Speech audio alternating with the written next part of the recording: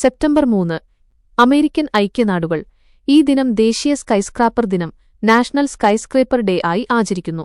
San Marino ലോകത്തിലെ ഏറ്റവും പുരാതനമായ ഈ റിപ്പബ്ലിക് രാജ്യം അവരുടെ സ്ഥാപക ദിനമായ റിപ്പബ്ലിക് ദിനം റിപ്പബ്ലിക് ഡേ ആഘോഷിക്കുന്നു.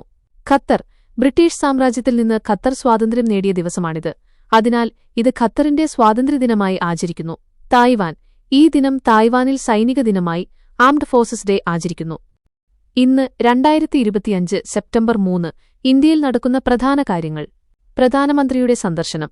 പ്രധാനമന്ത്രി നരേന്ദ്രമോദി ഇന്ന് ജാർഖണ്ഡിലെ സിന്ദ്രിയിൽ ഭാരത് ഊർജ നിഗം ലിമിറ്റഡിന്റെ ഭാരത് ഊർജ നിഗം ലിമിറ്റഡ് ഒരു പുതിയ ഫാക്ടറി ഉദ്ഘാടനം ചെയ്യും.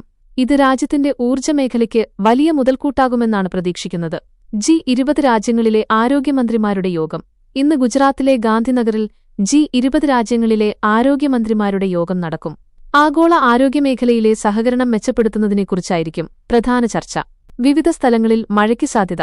കേരളം, കർണാടക, തമിഴ്നാട് എന്നിവിടങ്ങളിൽ ഇന്ന് നേരിയതോ മിതമായതോ ആയ മഴയ്ക്ക് സാധ്യതയുണ്ടെന്ന് കാലാവസ്ഥാ നിരീക്ഷണ കേന്ദ്രം അറിയിച്ചിട്ടുണ്ട്.